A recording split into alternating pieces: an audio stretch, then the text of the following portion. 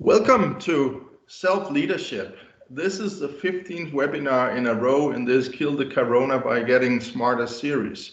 So we've been going nonstop for 3 weeks, every normal weekday, workday, and hopefully so far it's been able to inspire you a little bit and give you something else to think about than just all the bad stuff.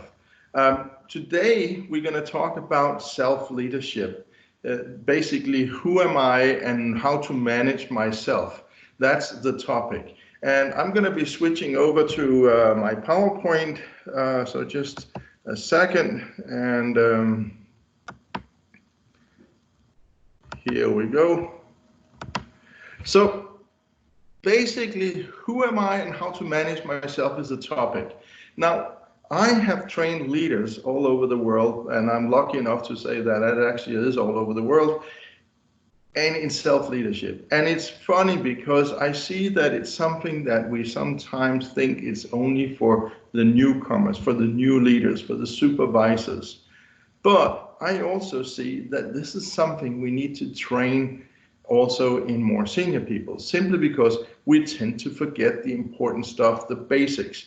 Now, if you take any good musician, they will not stop practicing the scales just because they became good. They will continue to practice. And this is the same thing with leadership. And if you can't lead yourself, how can you lead others? So let's dive into it and talk about what are the components, what are the necessary steps to control, to manage if you want to be good at managing yourself. So first and foremost, and this is what I've been preaching for 3 weeks, and I know some of you think, can't he talk about something else, please, please, please? And yes, I can, but I don't want to, because no matter how we look at it, understanding the composition of your intrinsic motives, your personal mixture. Now, for those who's been part of these webinars before, you know that I've been saying that there are 9 billion possible combinations, meaning we are all highly unique. We're all very, very different. And we cannot just generalize and say, this is good for me, so this should also good for you. We don't know that until we know what's important. And if we don't really know what's important to ourselves, how can we then move on? Now, I asked you, if for those of you who actually saw that in the invite, I asked you to bring a pen and paper today, because I'm going to give you a few assignments as we go along today. And here is already number 1. I want you to think about your life, and I don't know where you want or need more personal leadership, but maybe it's at work, maybe it's in this different context. But I want you to think about in that context what's really, really important to you. And just write down the 3 to 5 things that are really, really important. And I'm just going to give you a little minute or so, so it's not something you have time to think a lot about, because you can always do this later on. But right now, just write down what's really, really important to you in that, and write down also the name of the context, just because it makes it easier to connect the dots afterwards. And again, you can pick any context. You can take work, you can take career, which is also work related for most people. You can take your sports, you can take your family life, you can take your personal life, whatever is the right context for you to think about where you need more self-leadership. Now, having written that down, of course, knowing the existing motives and the combinations, having a full profile is the optimal. I mean, I can only recommend it. Yes, it will be a little investment for you, but at the end of the day, you're going to gain so much. I'm doing so many every year, and people's gratitude for understanding more about themselves. And this is not just a regular personality profile. This is different. This is the only one proving the drivers. And it is double empiric, scientifically proven. So we know that this works. So I can only recommend whatever country you're in, or if you don't know, then send me an email and I can set you up with somebody who can do this for you. Now, the second part is then, how do I perceive this? Now, for those of you who were present here last Friday, so a week ago, I talked about how we make assumptions inside the human brain, how we get to these ways of looking at things, how they are highly contextual based on values and beliefs, what we tend to focus on and what we don't focus on, and of course also the 16 motives. So again, I'm encouraging you now to take this piece of paper. And then you look at the context. And you have all the things that are important to you. Now we can translate those important things directly into the word values, because they are deep inside something of importance that means values. But I want you to think about something else as well. I want you to think about this context. And then I want you to think about what is there, what am I focusing on, and what is also there that I do not focus on. Now that's an interesting question, right? Because we normally don't talk about that. We just talk about the context. But if you start looking at the whole scope and then saying, where's your focus and where's your focus not? Then maybe there's a good reason why you're not focusing on the other thing, but sometimes it's also simply because we forget to focus on those other things. This is where coaching comes in. There has been a coaching tsunami going on and raving over the world since year 2000 or something. It's gradually changing, but it's still there. But the whole coaching notion is about helping people generating perspective so that they can make smarter choices, better solutions. So do this little exercise right now. Just reflect, look at the whole thing, and then notice where are you looking and where are you not looking. Is there anything you're missing that could be important to you? And this is the skill of a good leader, is to understand what's there and what's not there. When we did the listening technique, I also shared with you, for those of you who were here and for those of you who weren't, remember you can go to our website, psq-international.com, and you can revisit all the old recordings because they are there. So when we are listening, we also have to decide what's being said, what's there, and what's not there, so we know whether we want to ask for elaboration or for missing parts. So those two are very different. So again here, hopefully you got that jotted down. Now, when you then look at the whole scope of your perspective, then the question is, of course, what do you see in there? Because we tend to group information and then we generalize based on that. That is basically our assumption process. That is a generalization based on the impressions we have. So the question is, how do you see it, and could there, and this is the interesting question, could there be other reasons? Because again, one thing is what we take for granted, but what else is possible? And this is something you might ask yourself as well. So write down a little question here. You can answer that afterwards. What else could be possible? Is there any other things that people could perceive differently from the outside, not being me? And then, of course, at the end, how are you evaluating this situation? How is this good or bad? And how is it matching, aligned with the things you wrote down before that is important? Are those important things present, or are they not present? Because if they're not present, then you're not going to be truly happy. So whatever is important has to be in there. So if you're doing something and you're not feeling happy, most likely it's because something is missing. And if it's something related to what's important to you, it's never going to be great unless you can create it in there. And of course, that's what we're striving for in our daily behaviors. But this is what a lot of people forget. They just roam around and they're busy, thinking about how bad things are, but they tend not to do something about it because they don't really understand what is missing. But once we start looking at what has to be and how much has to be according to the motives, then we will understand it, because then we can see what is the level we need. We're going to come back shortly to that. Then, of course, you have to look at the activities, the behaviors you're doing, because you have to ask yourself, what is my competence level of the different skills involved? Because when we're doing something, typically it requires much more than just one skill. Let's take something like a calculator. It's just a simple thing that came to me. But if you take a calculator, what is the skill required? Well, obviously you have to understand how to operate the calculator. But the skill you also need is motor skills, because if you can't move your fingers, then you're not really going to press the buttons.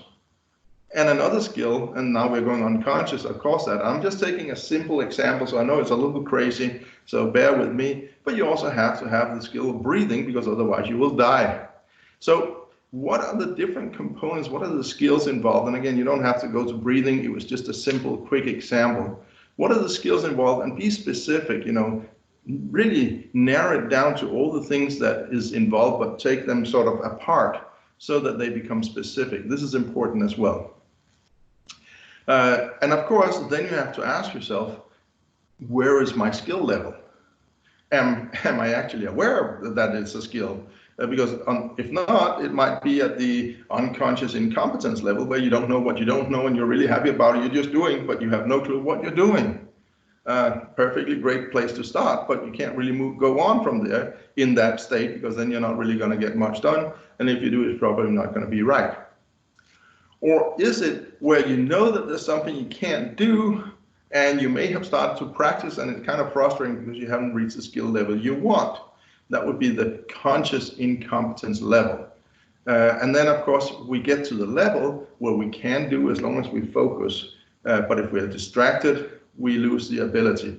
This would be the conscious competence level. This is also where people can have a little bit of doubt in themselves, particularly if they need reaffirming from the outside. And then, of course, we have a level where we just do, and we don't even have to think about it. It's an unconscious skill that we just have. And this could be, for most people, breathing, unless it requires a special breathing. This is what people forget, for instance, when they start running. They don't think about that breathing is a skill.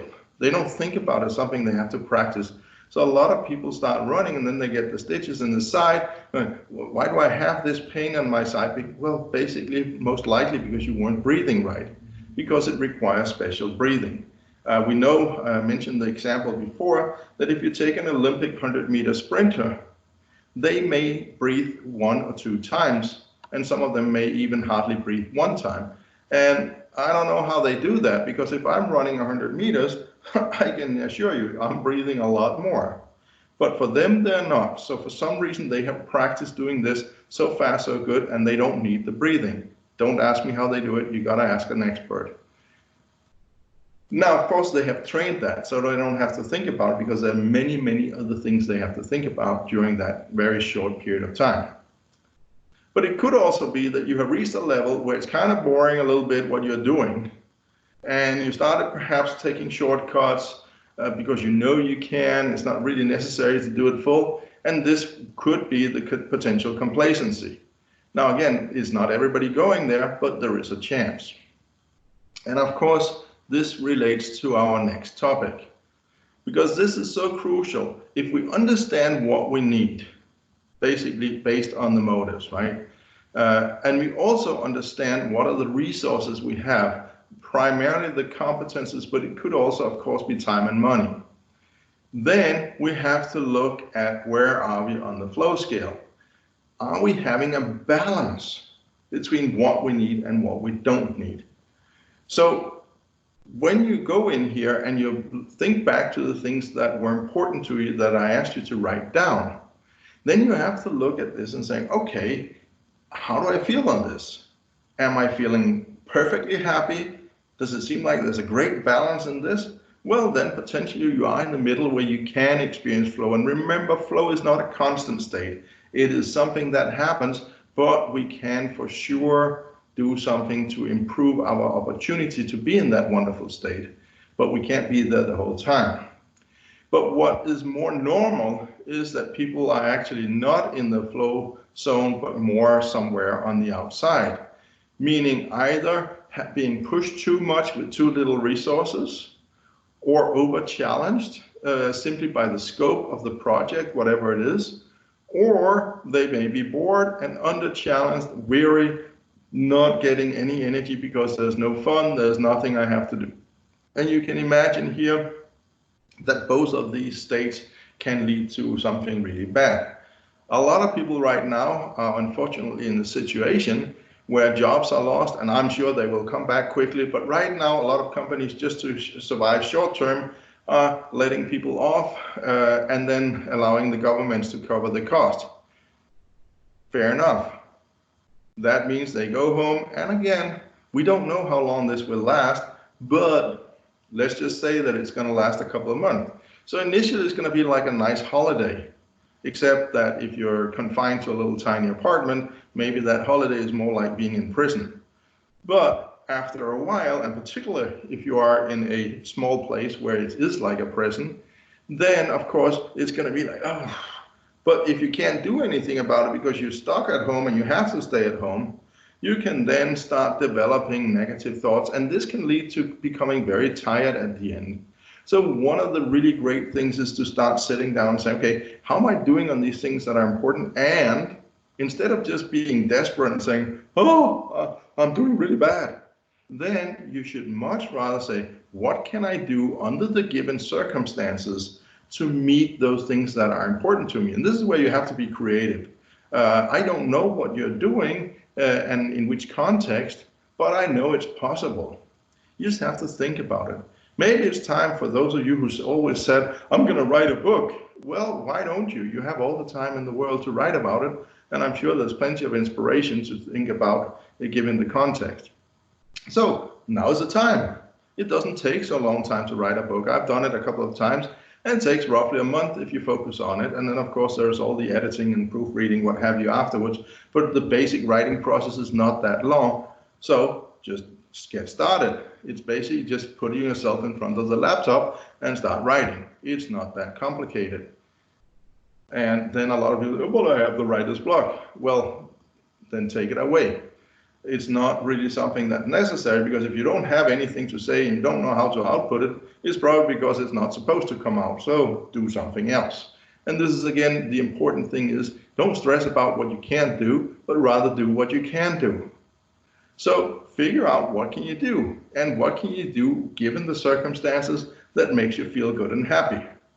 So these are the things you have to consider. So again, remember your list here, because this is more like a post-work thing. I'm just giving you little hints so you have ideas to what to do afterwards to take yourself to a better place. So just recapping here. So first, knowing what's important, then understanding how you're perceiving the situation, what are the components, and start checking for perspectives. Could there be other ways of looking at this? And then, of course, defining what are the things that has to be done and what are the competence levels, and then looking into the flow model saying, do I have the challenge, the requirement that I need? Do I have too little, too much? Do I have the skills and the resources I need, or do I have too little, too much? And then start making a plan. Now, maybe it's not something you can do something about right now, because again, the circumstances are crazy. I mean, it's not just in Europe, it's all over the world. Circumstances are crazy, people are locked in. But then make the plan, because there's going to be another side. There's going to be the end of the tunnel. And when we come out there, you better come out running, because we got to catch up for the things we lost. So instead of just sitting waiting, then start making your plan for the future. What are you going to do as soon as you can? And what can you do while you're waiting? Now, then of course there is also communication skills. And this is something that is so undertrained in people. I don't know how much I can stress that, undertrained. People's communication skills is something we take for granted, or we just accept how it is. Now, of course, some of the communication behavior will be driven by your motives. There is no doubt about it. We can see very clear structures in there dictating how we communicate, and also giving us the challenges in our communication, whether we are too direct, too indirect, too confronting, or too harmony seeking, whatever it is, too detailed, too big picture. There's a lot of things we can look at inside the motives, but we got to start understanding. And one of the things that you really could use the time for here, if you are one of those who's stuck at home, is start studying the field of linguistics. Now, when I say the field of linguistics, people go, oh, that sounds very academic, but it's not. It's understanding language, understanding what language means, And this is again also related very much to the perception up in the right corner on this slide, because the way we take in and the way we output is going through our own personal filter, and this is where the communication is shaped. And I'm sure that you can improve your communication. We can all do that. I can do it, and I'm even a trainer, and I've been for years. But there are things I can do better and smarter, and when I evaluate after a meeting or after a presentation, I always go inside and say, okay, how did I put this? Could I have done it smarter? Could I have said it differently? This is not just about manipulating, because a lot of people think that having good communication skills is also can lead to that. No, it's about being able to influence people, but it's also about being able to get them to understand what you mean, because a lot of times people are not very good at that. So diving into your communication skills is so crucial. And this is again where you can do something. So again, here on your list, I want you to start to just write down, let's say, 3 areas where you know you could improve your communication. Just 3 areas. You're welcome afterwards to write a lot more, but just right now, write down 3 areas where you can improve your communication. And you can decide your own detail level for now, because you can always later on break it down into further details. So it doesn't really matter what level you're on in terms of detail.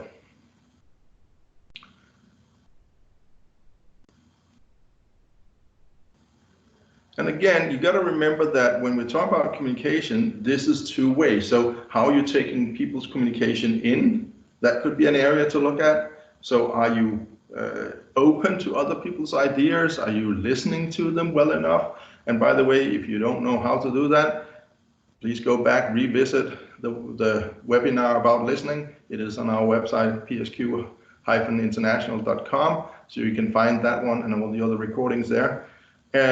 Or is it the way you output? How do you output it? Are you clear enough?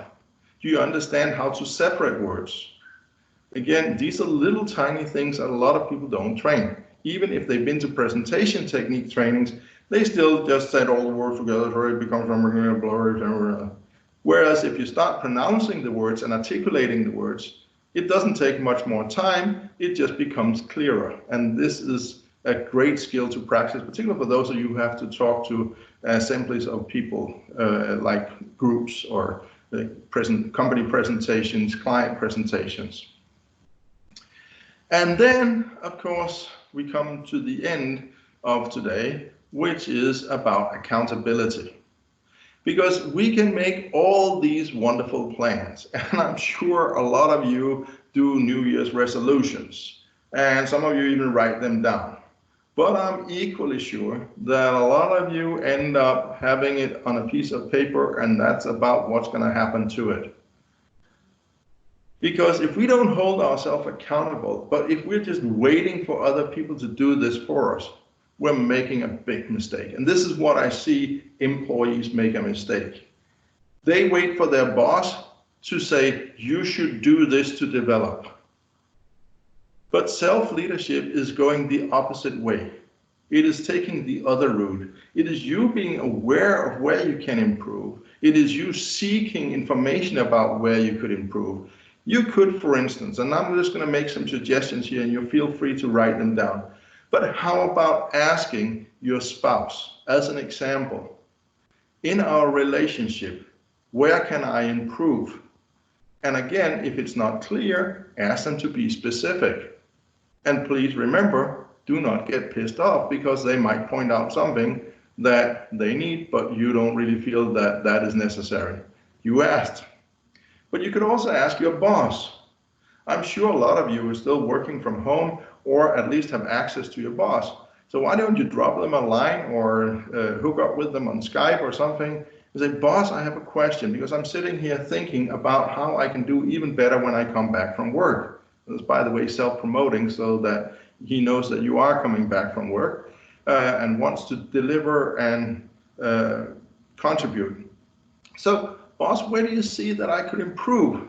You know, do you have any ideas? Because I'm kind of making my plan for my personal development, and I would like your input. So is there anything in the way I communicate? Is it something I do? Is it something, you know? So you start making a list of things that other people are suggesting. Now, again, you shouldn't do everything they suggest, because some of them are going to say, yeah, you got to walk on your hands instead of your feet, which is not really that relevant or practical. But, you know, you get the idea, right? This is about getting information, gathering information, and start looking for the bigger picture. Because if you start asking in different contexts, like work, like boss, like colleagues, whatever, if you have a good customer relationship with somebody, your friends, your spouse, your family, I'm sure that there's going to be a few things that will start to pop up. Maybe it's pronounced differently, but it's pointing in the same direction. And this is again taking charge of your own development, taking charge of your own life, saying, okay, is this something, why am I doing this? Because you know what's important to you. Remember, that's where we started. So then you can see, okay, how come this is happening? Is it because I'm pushing for something they don't understand? Or is it because I'm pushing for something because that happens to me? So you can start getting the grip on yourself. Why am I doing what I'm doing? And how come people have a suggestion for improvement here? Is that related to something in who I am? Is it related to how I see things? Remember, if you're seeing things like this, then you're not really taking much more in. It's going to be a very black and white perspective. So a lot of people have that. And that may be annoying for other people. That is either black or white. That there's no gray zones in between. Again, just an example. Now, maybe you're so much under stress because you're working too much, or you're not having the right resources to do what you're supposed to do. So maybe it's time to start thinking, okay, how can I get better? Or how can I find and access more resources? And if you're bored, then how can I challenge myself? Because again, you can sit and wait for the boss to come and give you a new project, or you can go to the boss and say, boss, you know what? I have too little to do, so can you hand me some more stuff? And I'm sure that most bosses can very quickly find something.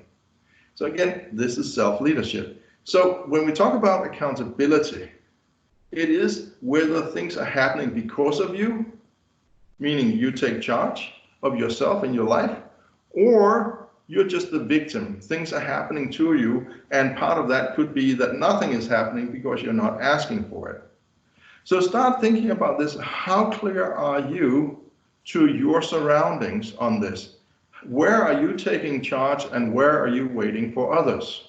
When people do self-evaluation accountability, they always end enormously high up the scale, but in reality, a lot of people are waiting for somebody else. At work, typically their boss, to take the initiative.